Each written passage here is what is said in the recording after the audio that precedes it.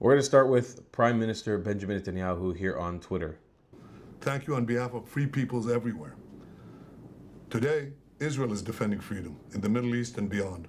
We're doing so against a tyrannical and radical Iranian regime that wants to build atomic bombs to destroy us and wants to build ballistic missiles, including intercontinental ballistic missile, to be able to threaten anyone and everywhere in the world.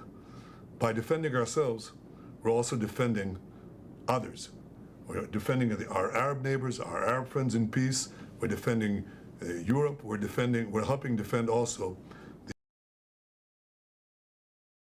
Something to keep in mind, this is just something to interject while Bibi's talking. Yesterday, a whole family of Arab Israelis was murdered by one of the Islamic regime rockets that had landed in the Arab town of Tamra. I'll cover a little bit more later, but just so you know, for the people who was freeing Palestine, Palestinians are being killed. Also, a Palestinian home in the West Bank was completely lit ablaze, and I believe the inhabitants were killed by one of these rockets. So they're definitely doing a good job freeing Palestine from Palestinians. The United States, which helps us all the time in our defense. This is an important mission. Right now, the Iranian regime is bombing our civilian neighborhoods while we are targeting the terrorists. Now, this is not new. They've tried to assassinate President Trump twice. They bombed American embassies. They killed 241 Marines in Beirut. They killed and injured thousands of Americans with their IEDs in Iraq and Afghanistan. They burn the American flag. They chant endlessly, "Death to America." Our enemy is your enemy. And by doing what we're doing, we're dealing with something that will threaten all of us sooner or later. Our victory will be your victory. How do we intend to achieve that victory? Well, we've already done great things. We've taken out their senior military leadership. We've taken out their senior technologists who are leading the race to build atomic weapons that would threaten us, but not only us. We've done all that and many other things, but we are also aware of the fact that there's more to be done.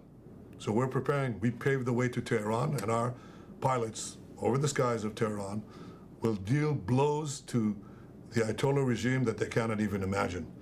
And I can tell you this, we have indications that senior leaders in Iran are already packing their bags. They sense what's coming. I'll tell you what would have come if we hadn't acted.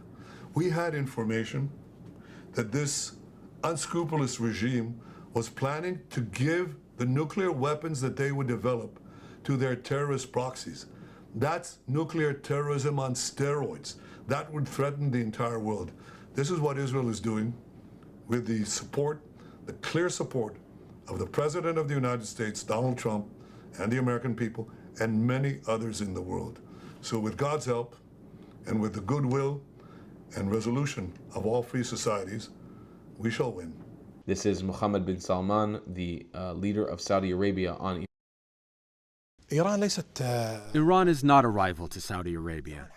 Its army is not among the top 5 armies in the Muslim world. The Saudi economy is larger than the Iranian economy. Iran is far from being equal to Saudi Arabia.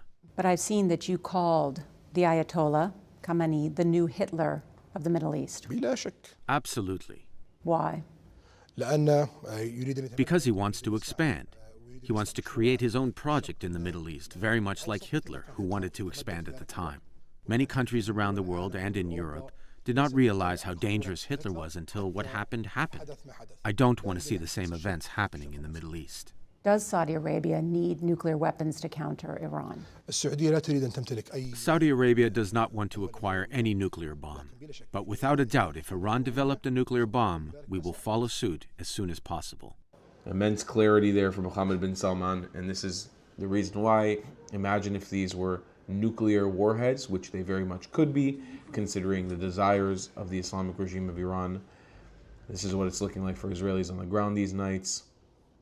Reza Pahlavi, the Crown Prince of Iran, probably butchered the pronunciation of his name, I don't know why I'm not following him, but has taken action as well to try to undermine the regime by making his own message to the people of Iran, to his own people. Let's take a look as well.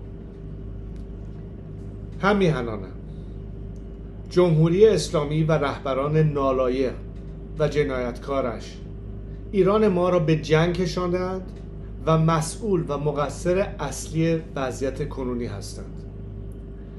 این رژیم پس از دهه‌ها فساد و بیکفایتی و زورگویی در شکننده ترین و ضعیفترین وضعیت خود قرار گرفته است. اما شکستن نهایی آن تنها به دست پرقدرت ملت بزرگ ایران ممکن است. ایران متعلق به شماست و بازپسگیریش نیز در دستان شماست. هر نافرمانی شما، از جمله نرفتن به محل کار، کمکاری یا دیرکاری، میتواند ضربه مؤثر بر پیکر فرسوده این رژیم باشد. ما با هم و در کنار هم پیروز خواهیم شد. به نیروهای نظامی، انتظامی و امنیتی میگویم از این رژیم جدا شوید و به مردم بپیوندید. از جانب شما مردم به جامعه جهانی میگویم به جای مماشات با رژیم اسلامی از مردم ایران حمایت کنید. پاینده ایران، زنده باد ملت ایران.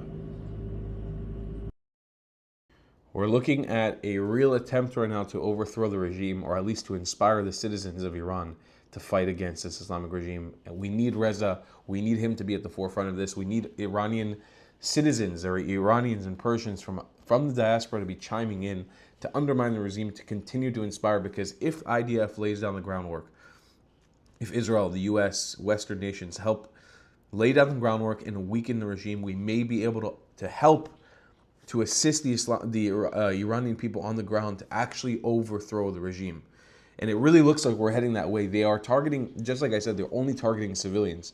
They have no knowledge on military infrastructure. They can't even hit military infrastructure if they wanted to. They're incapable of doing it. So their only options to hit civilians, and their backs are against the wall. The second you start targeting civilians exclusively and you can't actually do anything against anybody's military, you can see you're not going to accomplish anything. You're not going to win this fight.